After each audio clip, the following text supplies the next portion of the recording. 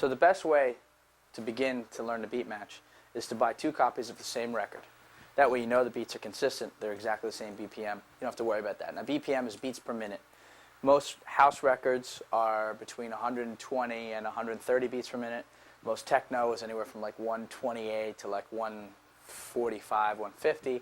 Most trance is around 135 to 150. Hardcore goes till whatever. But the BPMs aren't exactly really important. The actual BPM doesn't really matter so much. You just have to kind of feel it, you know. Some people write the BPMs on the numbers. They take a BPM counter, they go home, they go 1, 2, 3. You can do that by the math too. But guess what? Knowing the BPM isn't going to make you any better a mixer, because you really have to know how to operate the pitch. And you're a mathematician, you figure out exactly what percentage. Well, you know, you better make sure you sit and accurately do that in the dark. It's not happening. So basically, you just got to feel it out. You got to kind of know when this record is around the same speed as this record, just from experience of listening to the records, knowing the records. So why not start with 2 of the easiest records, the exact same record? We know they're the same BPM. So what we'll do is we'll lock them at 0 on the pitch controls, and we'll find the kick drum in each one. We're going to cue up the record. I'm listening to it in cue. All right, there's the kick. I'm going to find the kick. Stop that record right there. Then we go to the other record. I'm going to find the kick there. There it is. Okay, and then you're going to start playing one of them out loud. So we'll start the kick. Now we're playing that one out loud. Now we know that this record has a nice long intro of just kick, which is a great record to choose. Take this other record. Again, practicing that, finding the kick, backing up over the kick, getting ready to throw the kick. Notice my hand is across the record from the needle. So I'm going to find the kick, kind of pretend I'm playing with it, and I'm going to let it go on it. Okay, I happen to hit it, which doesn't always happen. So now you can put them both in. Now they're both playing. We can go to the right channel, left channel. So they're okay. That was pretty lucky. Now, slowly, guaranteed, I'll bet you any amount of money, they're going to start to change. One's going to go a little faster than the other. Maybe they're not exactly perfect on. They're pretty close, whatever. So what you do with these kind of records is maybe you just pitch one up or down a little bit, just to kind of like test yourself, sort of work it a little bit, try and repair it. Or, you know, maybe I'm going to slow it down a little bit, put my hand on the platter. Uh-oh, now it's off. Leaving them both out loud. Kind of figure it out. But here's the trick. This is the real trick of DJing. Is to understand and to know which record you're listening to in your right or your left ear, whatever your monitor ear is, that you're listening to what's playing outside, and then what's going on in cue. It's very difficult, and that really does take a lot of practice. Don't be discouraged if it seems really, really hard at first, because it really will. But to kind of figure out, you're telling your brain, okay, this is this record right here, listen to this. Now your brain's telling your arm to move the pitch control this way, that way, you know. It can be a little confusing. It's one of those like hand-eye motor coordination things. However, once you get it, you know, you're rocking out. Now there are all kinds of drills that you can do to practice this kind of stuff. One that I liked, and I used to do in college, was I would not look. I'd have records that were kind of matched like this. I'd be rocking them out, and I'd kind of move the pitch in one way or another. And then, now it's starting to sound bad. Panic time. I got to figure out where's it going, what's the matter. Now there was an example where I did touch the platter just a little bit. I don't rely on the platter, but I did touch it a little bit just to slow it down a little bit. Kind of got to feel it out, listening in my headphones as well as in the monitor, find out where the beats are. Okay, kind of found it. All right, now the girls are getting naked again. Thank God, because when I was train wrecking, they were out of here. A little bit off again. Now, this is bound to happen to you. It's happened to all of us. We all start somewhere, so no matter how good someone is, they've done this before. And when they've done it, they didn't even realize it. And they just kind of, you know, maybe, and then they started to, you know, and then things started to sound weird, and people looked at them funny, and then maybe they were trying to do something or get a drink, and it started to get ugly. Now, there are several things you can do. First of all, if you're a pro, you can try and repair it. And if you're that much of a pro, I don't know. Am I a pro? I don't know. Did I repair it? Nope. So, what do? All right, we panic, we try another field, or, you know, okay, well, we just gotta backspin, something like that. You've seen people backspin. Guess what? A lot of times people backspin when they're riding a mix out, and then, ooh, it starts to fade off a little bit. So in the last second, they backspin. Another thing people do is let this record kick in. They do a little like quick reverse. Oh gosh, it's getting better. Does it just slide the crossfader over and just do whoop? You know, anything you can do, basically, it's like this. It's like, you gotta admit you have a problem. You fucked up. Sorry, you fucked up. We all do it. So how do you get out of it? You gotta get out of it quick. So you gotta do something, because these two records are playing right now. You really only need one of them in, you gotta get out quick. The backspin is the easiest way, really. Do a slow backspin. When you do the backspin, you can crossfade all the way over to the channel you're backspinning and then back into the one that works, or leave them both on, but you gotta get out. What you ideally should do is, don't be ballsy. Don't put out a record onto the system. Don't let it go into the main system until it's on. If I do it now, it's not on. So why do it? Do it all, do your homework before you put the record out. Make sure you have enough time, quickly get another record on and start matching it the whole time that record's playing, so you have it perfect. And don't ever think you got it and walk away and leave the turntables. Like, I personally have been mixing for about 13 years, and I basically leave my hand on the pitch control, always, because turntables aren't exactly perfect. Sometimes they vary a little bit in pace. You know, there's a little bit something with the pitch, and you know, it's just safer, and you have more of a hand on top of it, and it's always practicing mixing. So now, when you're fully confident and you're ready, you've been riding it in the background for a long time, you can fade it up. You can kind of fool people. You know, kind of mix out a little bit, mix in. Kind of hard to tell. That's the idea. You want people to say, wow, I didn't even know when the next record came in, because it was just so smooth. Another thing to do, a good technique, is as you're fading out, a lot of people fade out quickly, you know? But if you're gonna ride it out a little bit, I recommend, as you put in the one record, okay, we're playing this record right now. I'm gonna fade this record in. Once we're about the same level, and now we're soon gonna start hearing more of this record, I recommend cueing to the other side.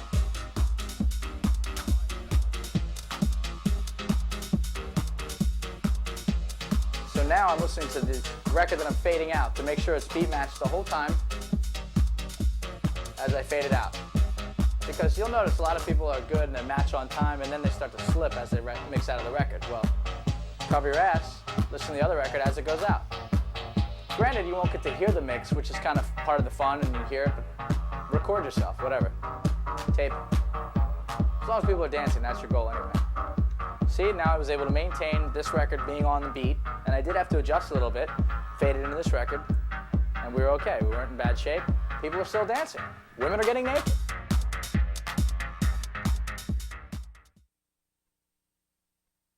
Okay, so let's take it in steps. First step here is going to be to find the cue, and again, you're going to practice with your hand. You're going to put the needle, you're going to put it in cue, this turntable right here. Keep the volume up, listening. Okay, it started. I'm going to reverse it back to the beginning. I'm going to listen to the kick. I'm going to stop the record, hold it with the kick, kind of practice kicking the kick back and forth, throw the kick in, feel that out a little bit. Just play around a little bit. Okay, now we're going to throw that record in. So we're going to turn the volume up. Okay, now that record's playing. Now, we're going to take ourselves out of cue this record up now. Again, same record. We're pitched at 0 on both turntables, so they're matching. The BPM is matching, the pitch control is perfect. So really, this is just a practice on our technique of throwing in the kick. Throwing it in, and then if it's too fast, we slow it down just a tad, using this maybe, or the pitch, but for now we'll just start with this. It's a little easy, just a little bit.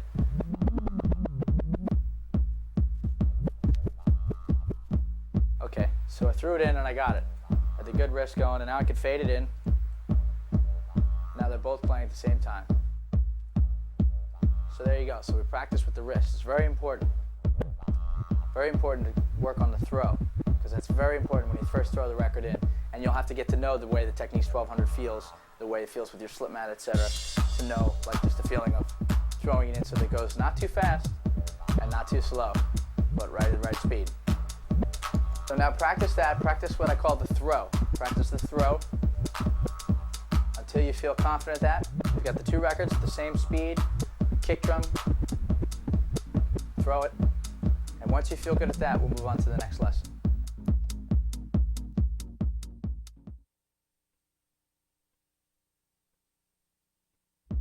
Now that you've got the throw down, and you know you can match the beats when they're exactly pitched at the exact same, on the exact same records, exactly, same, exact. What we're going to do now is we're going to release the pitches. We're going to move them so they're no longer at 0. We'll just slide this one randomly a little bit. I'm not going to look at it, I'm just going to move it. It's moved. So now we're going to go back and we're going to cue over here to this turntable. This one's playing. We're going to find the kick.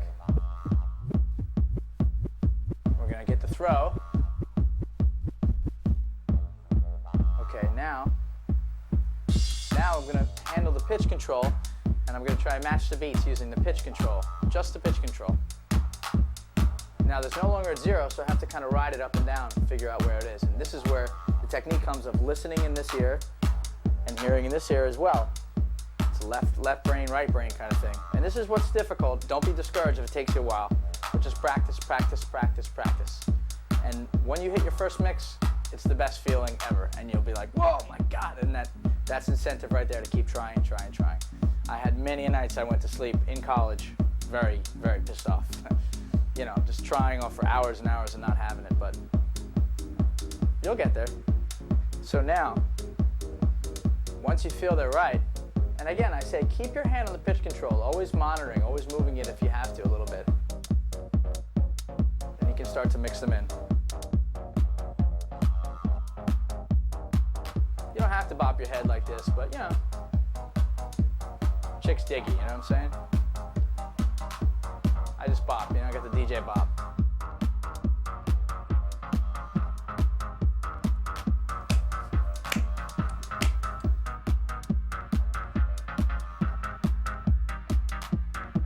Okay, so now I got this one. This one's fine.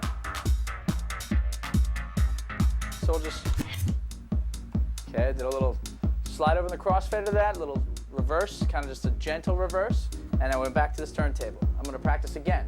This time I'm going to, you know, not looking, I'm just going to move the pitch control. I don't know, I just moved it one way. So now I'm going to cue up on this side. Pick up the needle, go back, find the first kick. It's a very easy place to mix, either the kick or the clap. Sometimes a record starts with a kick and a clap. So you could also use the clap. In that case, you would mix on the clap, clap, you throw it on the clap. You'll figure out, according to your records and according to what your mixing technique, what you find easier is. Often the kick drum starts the record, so it's easier to start with a kick drum. Something else I like to mention is when you're handling the record, don't put your whole hand on it. You don't need to palm the whole record. It's best to try and have as little contact as possible with the record. That way you're not going to skip it, because your hand is unstable. It's unstable, it's going to skip the record. So you want to maybe just do like one finger, maybe two, very gently, lightly, usually on the very edge of the record, on the outer edge.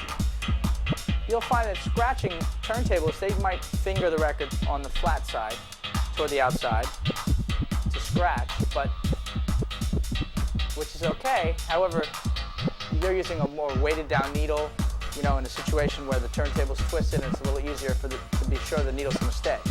So what you need to do is you need to just touch the very edge, outside edge of the record when you're gripping it for the cueing. Okay, now I got it, I'm going to throw it in. Ooh, it sounds way off. Now again, once in a while, I think it's okay, not while you're playing both records out loud, but while you're in cue, to gently touch the side of the platter where those little dots are, to help yourself slow down, because if you're way off. I was way off when I threw it in there. Apparently this one's slower, so I'm slowing it down. It's like -4 right now. I'm just feeling it out. Don't have to touch the platter anymore, just had to get a little close. Listen to it, take your time. Feeling it? I feel it. Ooh. I'm gonna wait though, there's a little break here. We'll get into that a little later. Technique of when to fade in and out. We kind of, you know, be better to wait a little bit. Almost, a little bit off, but you know what? Thank God I had my hand on the pitch, so I was able to fix it while I was playing. Now there's nothing wrong with having a little bit of an error. A little bit, but bringing it in, fixing it. Catch it, you know, I call it catch it, like bring it in, you know, it's like fishing, you know? Everybody makes mistakes. The question is how fast you recover, and that shows a good DJ, recovering fast. A bad DJ or an inexperienced DJ might not cover fast enough and might just let it ride out. So again, we want you to trick yourself. Now I'm over here this side.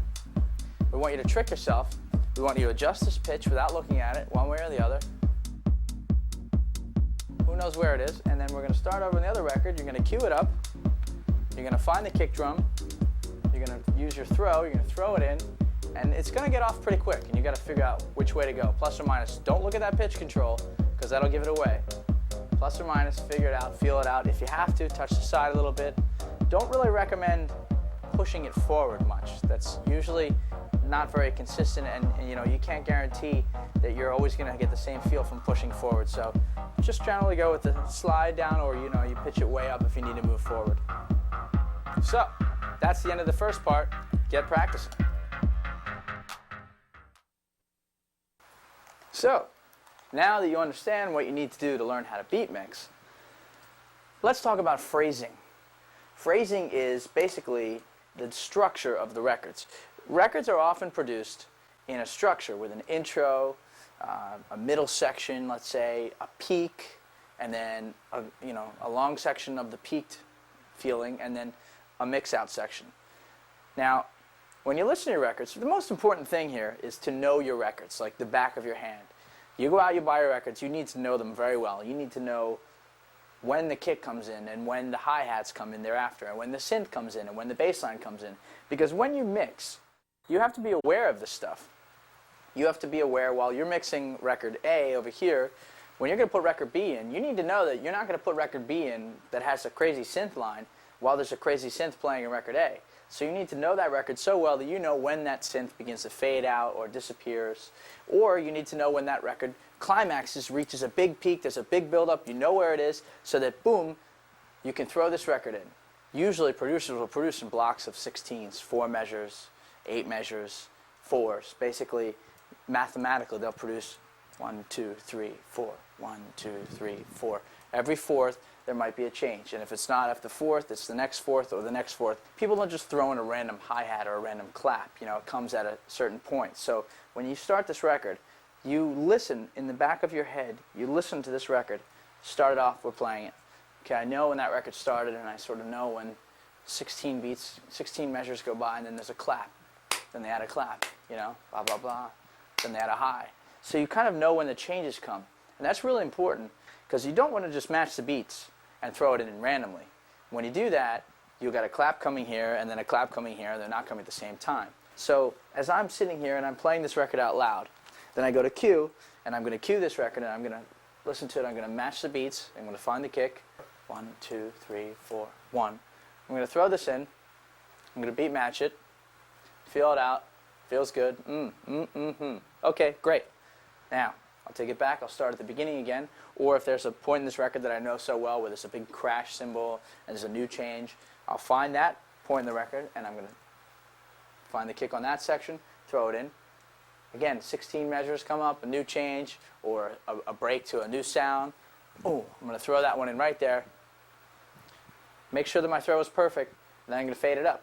And I'm either going to fade it up or I'm going to slam it across, whichever. But I'm going to be on. This record's going to have a change when this record has a change, and it's going to make sense. So that way when there's a big build-up, I'm going to get people all excited, and it's going to be a big musical journey. Boom! Big change. Wow! New record, something like that, or a new sound. And that's what's really fun, and that's what makes it more of an art.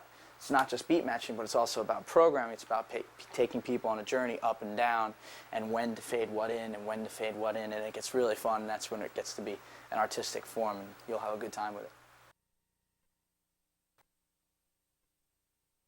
So, if you know your records really well, like you know this record well, and it's starting to break down, and you know that, and you just said, and it's going to get quiet, and it's going to get a little change. So what I should probably do is get this record ready. I'm going to cue this record up. I'm going to find the beat. Make sure the beats match.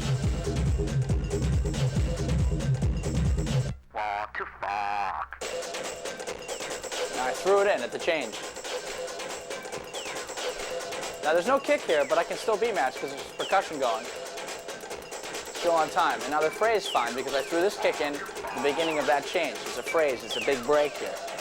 I know this record, so I know when it's going to kick in. And when it kicks in, I'll throw this record in on top for a super climax.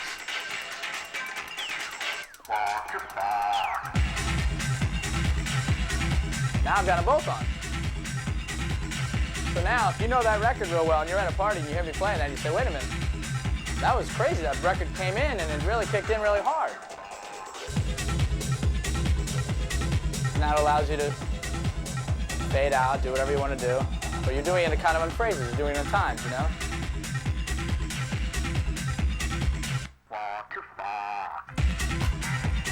See, notice the clap came in here.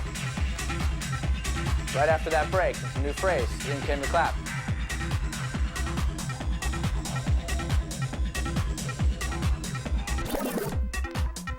So that's an idea.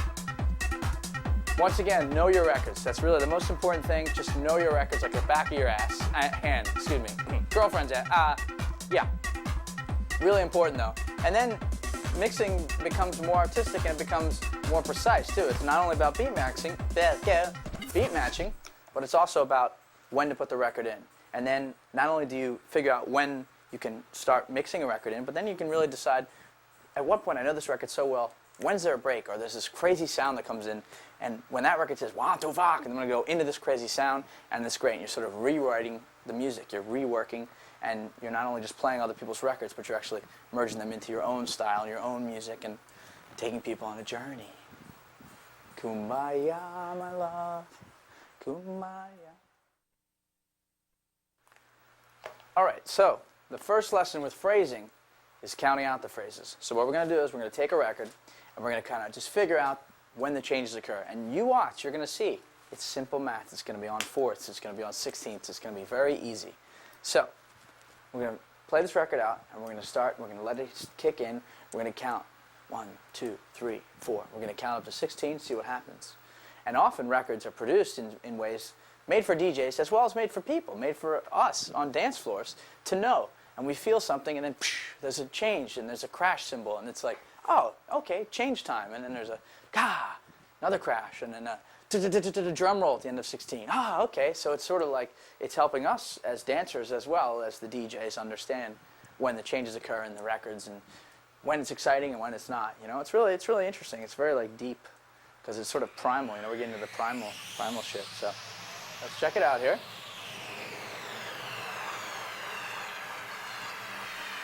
Can't count? Yeah, it's a little intro. Wild men, these people. Ooh. I'm not going to bash your brains in, Wendy. I'm just going to... No. Did you hear that?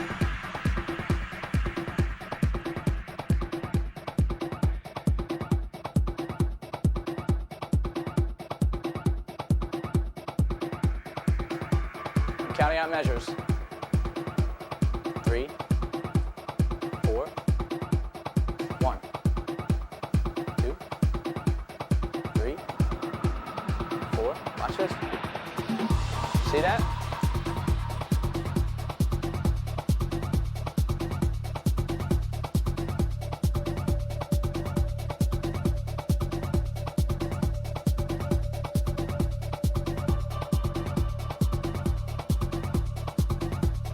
Notice, when I would count up to 4 measures, there'd be a new change. You can count right there. But there'd be a change here. See that? So once you understand that, and you listen to your records that you know very well, then you have no problem mixing another record in at the right time. You listen to that one, and then you know, throw that one in. You know, listen for that crash. Here comes the crash. I know it's coming out. Then throw that one in. Makes life really easy. If you don't know and you're not sure where this record is, at what part of the record, I say hold this record. I say wait.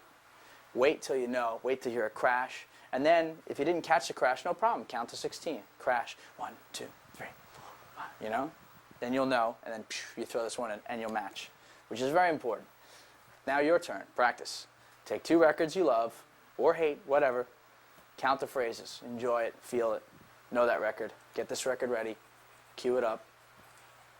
Listen to it. Beat match it while it's there. Take it back to the beginning. Still listen to that record. And if you think you know when the next crash is, the next end of a phrase, throw it in at that beginning. If you don't, let it go, and then specifically hold yourself still.